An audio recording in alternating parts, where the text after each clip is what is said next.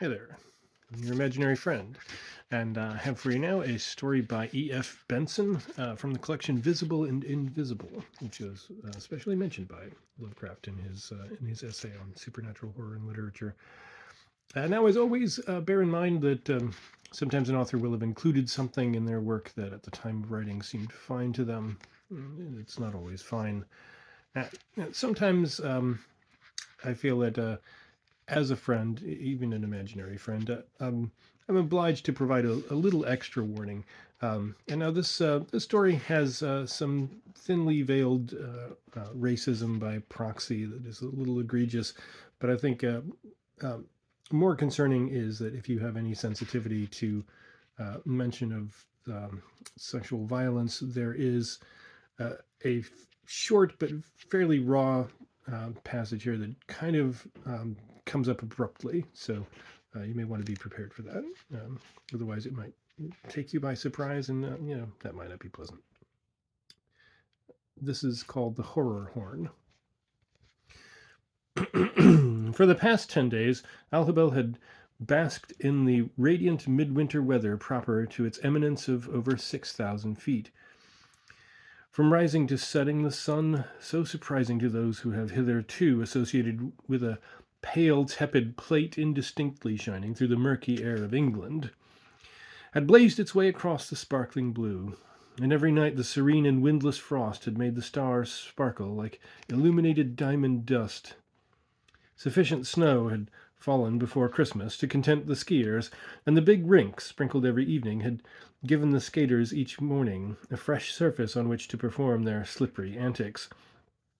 Bridge and dancing served to while away the greater part of the night, and to me, now for the first time tasting the joys of a winter in the Engadine, it seemed that a new heaven and a new earth had been lighted, warmed, and refrigerated for the special benefit of those who, like myself, had been wise enough to save up their days of holiday for the winter. But a break came in these ideal conditions. One afternoon the sun grew vapor-veiled, and up the valley from the northwest a wind, frozen with miles of travel over the ice-bound hillsides, began scouting through the calm hills of the heavens. Soon it grew dusted with snow, first in small flakes, driven almost horizontally before its congealing breath, and then in large tufts as of swan's down. And though all day for a fortnight before, the fate of nations and life and death had seemed to me of far less importance than to get certain tracings of the skate blades on the ice of proper shape and size, it now seemed that the one paramount consideration was to hurry back to the hotel for shelter. It was wiser to leave rocking turns alone than to be frozen in their quest. I had come out here with my cousin, Professor Ingram, the celebrated physiologist and Alpine climber. During the serenity of the last fortnight he had made a couple of notable winter ascents. But this morning his weather wisdom had mistrusted the signs of the heavens, and instead of attempting the ascent of the Piz Passag, he had waited to see whether his misgivings justified themselves. So there he sat now in the hall of the admirable hotel, with his feet on the hot water pipes and the latest delivery of the English post in his hands.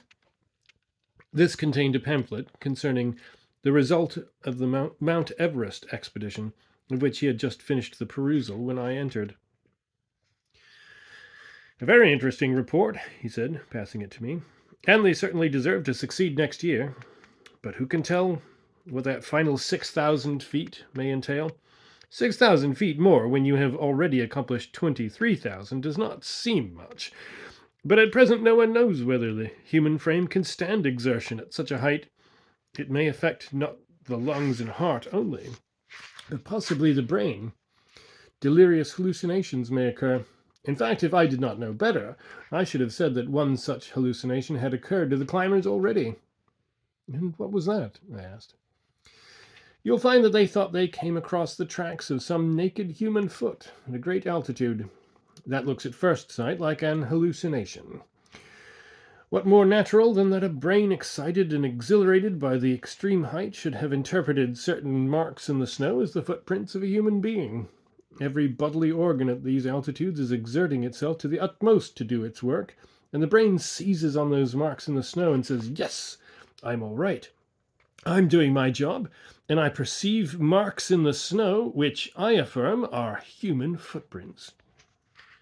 Even at this altitude, how restless and eager the brain is, how vividly, as you told me, you dream at night. Multiply that stimulus and that consequent eagerness and restlessness by 3, and how natural that the brain should harbor illusions. What, after all, is the delirium which often accompanies high fever, but the effort of the brain to do its work under the pressure of feverish conditions? It is so eager to continue perceiving that it perceives things which have no existence. And yet you don't think that these naked human footprints were illusions, said I. You told me you would have thought so if you had not known better. He shifted in his chair and looked out of the window a moment. The air was thick now with the density of the big snowflakes that were driven along by the squealing northwest gale. Quite so, he said. In all probability, the human footprints were real human footprints. I expect that they were the footprints, anyhow, of a being more nearly a man than anything else. My reason for saying so is that I know such beings exist. I've even seen quite near at hand, and I assure you I did not wish to be nearer, in spite of my intense curiosity. The creature, shall we say, which would make such footprints. And if the snow was not so dense, I could show you the place where I saw him. He pointed straight out of the window, where across the valley lies the huge tower of the Ungeheuerhorn, with the carved pinnacle of rock at the top like some gigantic rhinoceros horn. On one side only, as I knew, was the mountain practicable, and that for none but the finest climbers. On the other 3, a succession of ledges and precipices rendered it unscalable. 2,000 feet of sheer rock form the tower. Below are 500 feet of fallen boulders, up to the edge of which grow dense woods of larch and pine. Upon the Ungeheuerhorn, I said. Yes, up till 20 years ago it had never been ascended, and I, like several others, spent a lot of time in trying to find a route up it. My guide and I sometimes spent 3 nights together at the hut beside the Bloomin' Glacier, prowling round it, and it was by luck, really, that we found the route. For the mountain looks even more impracticable from the far side than it does from this. But one day we found a long transverse fissure in the side which led to a negotiable ledge. Then there came a slanting ice couloir, which you could not see till you got to the foot of it. However, I need not go into that. The big room where we sat was filling up with cheerful groups driven indoors by this sudden gale and snowfall, and the cackle of merry tongues grew loud. The band, too, that invariable appanage of tea time at Swiss resorts, had begun to tune up for the usual potpourri from the works of Puccini. Next moment the sugary, sentimental melodies began. Strange contrast, said Ingram. Here are we, sitting warm and cozy, our ears pleasantly tickled with these little baby tunes, and outside is the great storm growing more violent every moment, and swirling round the austere cliffs of the Ungeheuerhorn, the horror horn as indeed it was to me. I want to hear all about it, I said. Every detail. Make a short story long, if it's short. I want to know why it's your horror horn. Well, Shanton and I, he was my guide, used to spend days prowling about the cliffs, making a little progress on one side and then being stopped, and gaining perhaps 500 feet on another side, and then being confronted by some insufferable obstacle, till the day, by luck, we found the route. Shanton never liked the job, for some reason that I could not fathom. It was not because of the difficulty or danger of the climbing, for he was the most fearless man I've ever met when dealing with rocks and ice. But he was always insistent that we should get off the mountain and back to the Bloomin' hut before sunset. He was scarcely easy even when we had got back to shelter and locked and barred the door.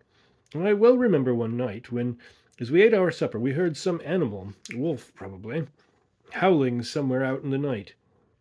Positive panic seized him, and I don't think he closed his eyes till morning. It struck me then that there might be some grisly legend about the mountain, connected possibly with its name, and next day I asked him why the peak was called the Horror Horn. He put the question off at first, and said that, like the Schreckhorn, its name was due to its precipices and falling stones. But when I pressed him further, he acknowledged that there was a legend about it, which his father had told him. There were creatures, so it was supposed, that lived in its caves, things human in shape, and covered except for the face and hands with long black hair. They were dwarfs in size, 4 feet high or thereabouts, but of prodigious strength and agility, remnants of some wild primeval race. It seemed that they were still in an upward stage of evolution, or so I guessed, for the story ran that sometimes girls had been carried off by them, not as prey, and not for any such fate as for those captured by cannibals, but to be bred from. Young men also had been raped by them to be mated with the females of their tribe. All this looked as if the creatures, as I said, were tending towards humanity, but naturally I did not believe a word of it as applied to the conditions of the present day. Centuries ago, conceivably, there may have been such beings, and with the extraordinary tenacity of tradition, the news of this had been handed down, and it was still current round the hearths of the peasants. As for their numbers, Chanton told me that 3 had once been seen together by a man who, owing to his swiftness on skis, had escaped to tell the tale. This man, he averred, was no other than his grandfather, who had been benighted one winter evening as he passed through the dense woods below the Ungeheuerhorn, and Chanton supposed that they had been driven down to these lower altitudes in search of food during severe winter weather, for otherwise the recorded sights of them had always taken place among the rocks of the peak itself. They had pursued his grandfather, then a young man, in an extraordinarily swift canter, running sometimes upright as men do, sometimes on all fours in the manner of beasts, and their howls were just such as that we had heard that night in the Bloomin' Hut. Such, at any rate, was the story Chanton told me, and like you, I regarded it as the very moonshine of superstition. But the very next day, I had reason to reconsider my judgment about it. It was on that day that, after a week of exploration, we hit on the only route at present known to the top of our peak. We started as soon as there was light enough to climb by, for as you may guess, on very difficult rocks it is impossible to climb by lantern or moonlight. We hit on the long fissure I have spoken of. We explored the ledge, which from below seemed to end in nothingness, and with an hour's step-cutting ascended the couloir which led upwards from it. From there onwards it was a rock climb, certainly of considerable difficulty, but with no heart-breaking discoveries ahead, and it was about 9 in the morning that we stood on the top. We did not wait there long, for that side of the mountain is raked by falling stones, loosened when the sun grows hot from ice that holds them, and we made haste to pass the ledge where the falls are most frequent. After that there was the long fissure to descend, a matter of no great difficulty, and we were at the end of our work by midday, both of us, as you may imagine, in a state of the highest elation. A long and tiresome scramble among the huge boulders at the foot of the cliff then lay before us. Here the hillside is very porous, and great caves extend far into the mountain. We had unroped at the base of the fissure, and were picking our way, as it seemed good to either of us, among these fallen rocks, many of them bigger than an ordinary house, when, on coming round the corner of one of these, I saw that which made it clear that the stories Chanton had told me were no figment of traditional superstition. Not 20 yards in front of me lay one of the beings of which he had spoken. There it sprawled, naked and basking on its back, with face turned up to the sun, which its narrow eyes regarded unwinking. In form it was completely human, but the growth of hair that covered limbs and trunk alike almost completely hid the sun-tanned skin beneath. But its face, save for the down on its cheeks and chin, was hairless, and I looked on a countenance the sensual and malevolent bestiality of which froze me with horror. Had the creature been an animal, one would have felt scarcely a shudder at the gross animalism of it. The horror lay in the fact that it was a man. There lay by it a couple of gnawed bones, and its meal finished, it was lazily licking its protuberant lips, from which came a purring murmur of content. With one hand it scratched the thick hair on its belly, in the other it held one of these bones, which presently split in half beneath the pressure of its finger and thumb. But my horror was not based on the information of what happened to those men whom these creatures caught. It was due only to my proximity to a thing so human and so infernal. The peak of which the ascent had a moment ago filled us with such elated satisfaction, became to me an ungeheuerhorn indeed, for it was the home of beings more awful than the delirium of nightmare could ever have conceived. Shanton was a dozen paces behind me, and with a backward wave of my hand I caused him to halt, and withdrawing myself with infinite precaution, so as not to attract the gaze of that basking creature, I slipped back round the rock, whispered to him what I had seen, and with blanched faces we made a long detour, peering round every corner and crouching low, not knowing that at any step we might not come upon another of these beings, or that from the mouth of one of these caves in the mountainside there might not appear another of those hairless and dreadful faces, with perhaps this time the breasts and insignia of womanhood. That would have been the worst of all. Luck favoured us, for we made our way among the boulders and shifting stones, the rattle of which might at any moment have betrayed us, without a repetition of my experience. And once among the trees, we ran as if the Furies themselves were in pursuit. Well now did I understand, though I dare say I cannot convey, the qualms of Shanton's mind when he spoke to me of these creatures. Their very humanity was what made them so terrible. The fact that they were of the same race as ourselves, but of a type so abysmally degraded that the most brutal and inhuman of men would have seemed angelic in comparison. The music of the small band was over before he had finished the narrative, and the chattering groups round the tea-table had dispersed. He paused for a moment. There was a horror of the spirit, he said, which I experienced then, from which I verily believe I have never entirely recovered. I saw then how terrible a living thing could be, and how terrible in consequence was life itself. In us all, I suppose, lurks some inherited germ of that ineffable bestiality, and who knows whether, sterile as it has apparently become in the course of centuries, it might not fructify again. When I saw that creature sun itself, I looked into the abyss out of which we have crawled. And these creatures are trying to crawl out of it now, if they exist any longer. Certainly for the last 20 years there has been no record of their being seen, until we come to this story of the footprint seen by the climbers on Everest.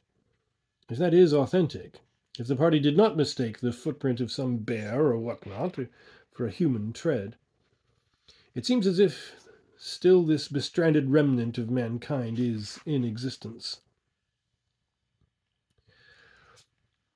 Now, Ingram had told his story well, but sitting in this warm and civilized room, the horror which he had clearly felt had not communicated itself to me in any vivid manner. Intellectually, I agreed I could appreciate his horror, but certainly my spirit felt no shudder of interior comprehension. But it is odd, I said, that your keen interest in physiology did not disperse your qualms. You were looking, so I take it, at some form of man, more remote probably than the earliest human remains. Did not something inside you say, "This is of absorbing significance"? He shook his head. "No, I only wanted to get away," said he. "It was not, as I have told you, the terror of what, according to Shanton's story, might await us if we were captured. It was sheer horror at the creature itself. I quaked at it." The snowstorm and the gale increased in violence that night, and I slept uneasily, plucked again and again from slumber by the fierce battling of the wind that shook my windows as if with an imperious demand for admittance. It came in billowy gusts, with strange noises intermingled with it, as for a moment it abated, with flutings and moanings that rose to shrieks as the fury of it returned. These noises, no doubt, mingled themselves with my drowsed and sleepy consciousness, and once I tore myself out of nightmare, imagining that the creatures of the horror horn had gained footing on my balcony and were rattling at the window bolts. But before morning the gale had died away, and I awoke to see the snow falling dense and fast in a windless air. For 3 days it continued without intermission, and with its cessation there came a frost such as I have never felt before. 50 degrees were registered one night, and more the next, and what the cold must have been on the cliffs of the Ungeheuerhorn I cannot imagine. sufficient, so I thought, to have made an end altogether of its secret inhabitants. My cousin, on that day 20 years ago, had missed an opportunity for study, which would probably never fall again, either to him or another. I received one morning a letter from a friend saying that he had arrived at the neighboring winter resort of St. Luigi, and proposing that I should come over for a morning's skating and lunch afterwards. The place was not more than a couple of miles off if one took the path over the low pine-clad foothills, above which lay the steep woods below the first rocky slopes of the Ungeheuerhorn. And accordingly, with a knapsack containing skates on my back, I went on skis over the wooded slopes and down by an easy descent again on to St. Luigi.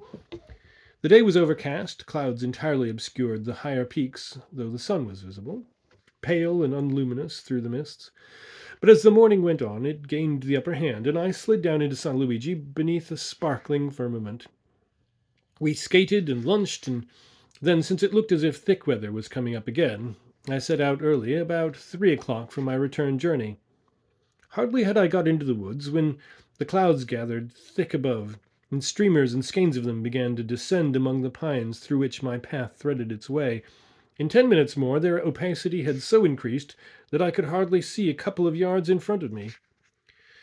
Very soon I became aware that I must have got off the path, for snow-cowled shrubs lay directly in my way, and casting back to find it again, I got altogether confused as to direction. But though progress was difficult, I knew I had only to keep on the ascent, and presently I should come to the brow of these low foothills and descend into the open valley where Alhubel stood. So on I went, stumbling and sliding over obstacles, and unable, owing to the thickness of the snow, to take off my skis, for I should have sunk over the knees at each step. Still the ascent continued, and looking at my watch I saw that I had already been near an hour on my way from St. Luigi, a period more than sufficient to complete my whole journey. But still I stuck to the idea that, though I had certainly strayed far from my proper route, a few minutes more must surely see me over the top of the upward way, and I should find the ground declining into the next valley. About now, too, I noticed that the mists were growing suffused with rose colour, and though the inference was that it must be close on sunset, there was consolation in the fact that they were there, and might lift at any moment and disclose to me my whereabouts. But the fact that night would soon be on me made it needful to bar my mind against that despair of loneliness which so eats out the heart of a man who is lost in woods or on mountainside, that though there is still plenty of vigour in his limbs, his nervous force is sapped, and he can do no more than lie down and abandon himself to whatever fate may await him. And then I heard that which made the thought of loneliness seem bliss indeed, for there was a worse fate than loneliness. What I heard resembled the howl of a wolf, and it came from not far in front of me, where the ridge, was it a ridge? Still rose higher in vestments of pines. From behind me came a sudden puff of wind, which shook the frozen snow from the drooping pine branches, and swept away the mists as a broom sweeps the dust from the floor. Radiant above me were the unclouded skies, already charged with the red of the sunset.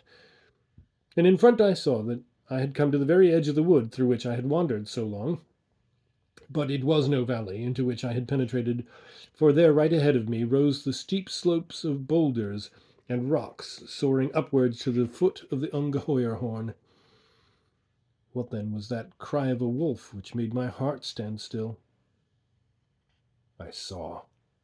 Not 20 yards from me was a fallen tree, and leaning against the trunk of it was one of the denizens of the Horrorhorn, and it was a woman. She was enveloped in a thick growth of hair, grey and tufted, and from her head it streamed down over her shoulders and her bosom, from which hung withered and pendulous breasts. And looking on her face, I comprehended not with my mind alone, but with a shudder of my spirit, what Ingram had felt. Never had nightmare fashioned so terrible a countenance. The beauty of sun and stars, and of the beasts of the field, and the kindly race of men, could not atone for so hellish an incarnation of the spirit of life. A fathomless bestiality mottled the slavering mouth and the narrow eyes. I looked into the abyss itself, and knew that out of that abyss, on the edge of which I leaned, the generations of men had climbed. What if that ledge crumbled in front of me and pitched me headlong into its nethermost depths? In one hand she held by the horns a chamois that kicked and struggled. A blow from its hind leg caught her withered thigh, and with a grunt of anger she seized the leg in her other hand, and as a man may pull from its sheath a stem of meadow grass, she plucked it off the body, leaving the torn skin hanging round the gaping wound. Then putting the red, bleeding member to her mouth, she sucked at it as a child sucks a stick of sweetmeat. Through flesh and gristle her short brown teeth penetrated, and she licked her lips with a sound of purring. Then dropping the leg by her side, she looked again at the body of the prey, now quivering in its death convulsion, and with a finger and thumb gouged out one of its eyes. She snapped her teeth on it, and it cracked like a soft-shelled nut.